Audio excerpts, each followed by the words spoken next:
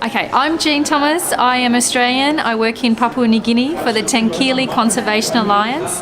This is a non-government organisation that was established in 2001 to protect a critically endangered tree kangaroo, balm kangaroo.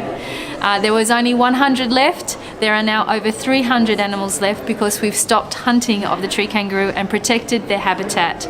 So not only are the tree kangaroos protected, but the entire mountain range full of all kinds of biodiversity is protected. 50 communities in our project area. We've done lots of community development work. We've improved hygiene, sanitation, health, protein levels of all of the communities that we work in. So it's a conservation success story. I will just start by giving you a bit of background information about the biodiversity of Papua New Guinea. It's not really reflected in the video. Papua New Guinea, the island of New Guinea is actually the third largest expanse of tropical rainforest in the world after the Amazon and the Congo. The country itself is actually divided in half. So on the western side you have West Papua, formerly Irian Jaya, which is governed by Indonesia. And on the right-hand side you have Papua New Guinea, which is an independent country since 1975. It has 7% of the world's biodiversity levels, a lot of endemism. That's probably most well known for the birds of paradise, so all the species of bird of paradise are found in New Guinea. 85% of the bird species are actually endemic to New Guinea, 75% of the mammal species are also endemic. And it's the tree kangaroos that brought us to this work in Papua New Guinea. So altogether there are 14 species of tree kangaroos in the world, 2 in Queensland, Australia, and then 12 throughout New Guinea. The area that we work in is called the Torricelli Mountains, which is in the northern part of Papua New Guinea. There are 3 species there that, it's the only place in the world where you have 3 species of tree kangaroo. 2 are critically endangered, so the Tenkili or the Scots tree kangaroo, and the golden mantle tree kangaroo, which is locally called the Waimang, both critically endangered species. When we first arrived in that area, the major threat to these species was hunting. So of course the human population has increased, which of course puts more pressure on hunting pressure on those species. They're very low breeding levels for the tree kangaroos. Only have 1 young every 2 years. So it was thought that there's only 100 of these animals left. So it was actually one of the most endangered mammals of the world. Since we've been there, established a hunting moratorium and done a lot of community development work, that species has now increased to over 300 animals. And this short video basically shows you it's not just about biodiversity conservation, this program. It's very much community development, community empowerment. It's very holistic, the approach that we've taken in protecting not just the tree kangaroos, but the entire mountain range is now protected locally. So all of that biodiversity found in that area is now protected from hunting and threats like logging. So I'll leave it there and show you this video.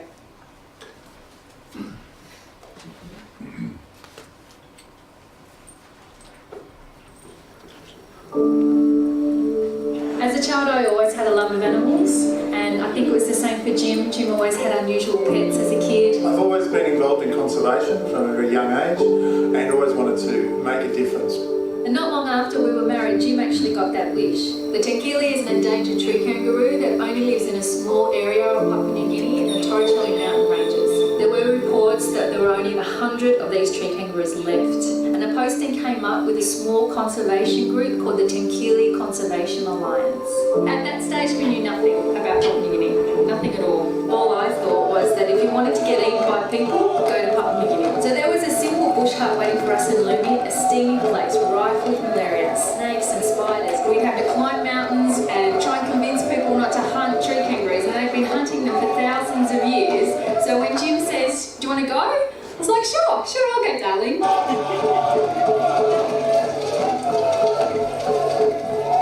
When we realised how big the challenge was and how long we would have to be here for, we decided to start a family. So our son Taji was born 3 years after starting work in Lumi, and he's grown up with the local kids and he calls Papua New Guinea his home.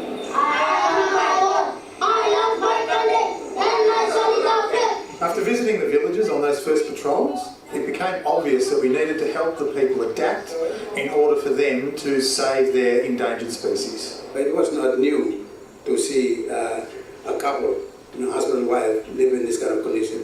But to actually see them walk the trail, walk the villages and live in villages.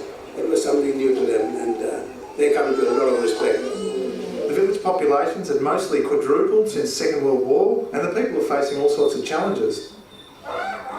One of our first ventures in changing people's attitudes was to put on a puppet show, and this featured a very lovable, warm, fuzzy Tenkili character called Timmy. And we had other characters in the play as well. So we planned to turn hunters into animal lovers and eventually into animal farmers. So after that, we started safe rabbit breeding and fish farming programs as an alternative to hunting animals in the wild. People that live amongst the rainforest are very much in tune with their environment, that's obvious. But we've realised education is really key here. People can't make informed decisions without knowing the full consequences of their actions. Most people haven't an education past grade 5. There's still no newspapers or television, and not many people have a working radio. So it's difficult to get any real perspective of the outside world. Their only perspective is what's happening immediately around them in their community. With the help of aid money, we built a classroom and accommodation, so we can now train our local officers, and that helps them to educate the people in their own village. It's a big operation that is just run by the two of us and a few of our local staff.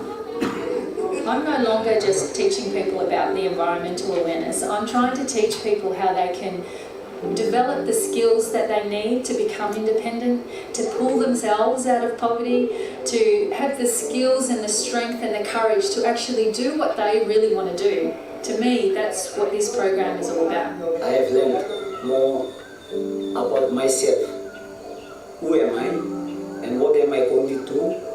So a good example of this was our recent water and sanitation program. This was funded by the EU. Even though there's a lot of rainfall in Papua New Guinea, no one actually stores rain at their house. So to get water, women especially need to walk all the way down the bottom of the mountain, collect the water at the rivers, and then they have to walk all the way back up again. And it's really hard work. This water program not only is helping improve the livelihoods of women especially, but it's also providing clean drinking water and providing water that's close by so they can wash their hands after they go to the toilet and before they eat. The way that TCA have slowly built up a presence, slowly built up a rapport with the community really has helped.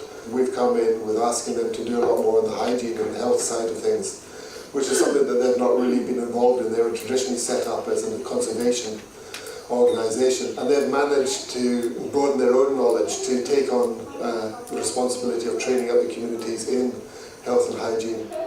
We proposed putting 320 water tanks through our 50 villages. But the tanks didn't come free. Each village had to come up with 10% of the cost of the materials they were receiving, which is hard to do in remote villages of Papua New Guinea. And then the next hurdle for them was to actually get those materials back into the villages. Now this is not an easy thing to do in a remote area of Papua New Guinea. There is no road infrastructure into the village itself.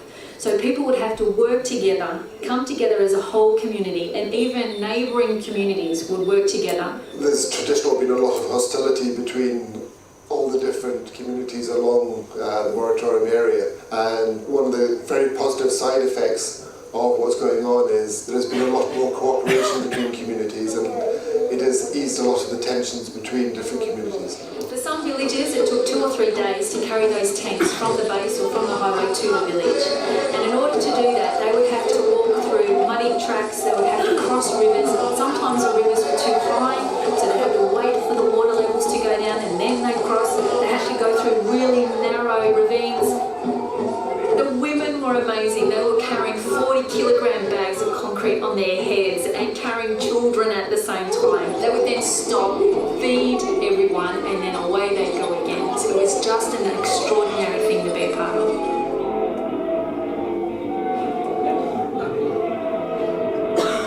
Nothing happens without the will of the people. In the end, it was the villagers themselves who decided that they didn't want to be responsible for the extinction of not only the tenkili, but also another critically endangered tree kangaroo called the waimea. We just helped them to become aware of what was happening, and they're now labelling the tenkili as their gold medal. Their gold medal, and they want to keep it shining. That has been said to us from the villagers.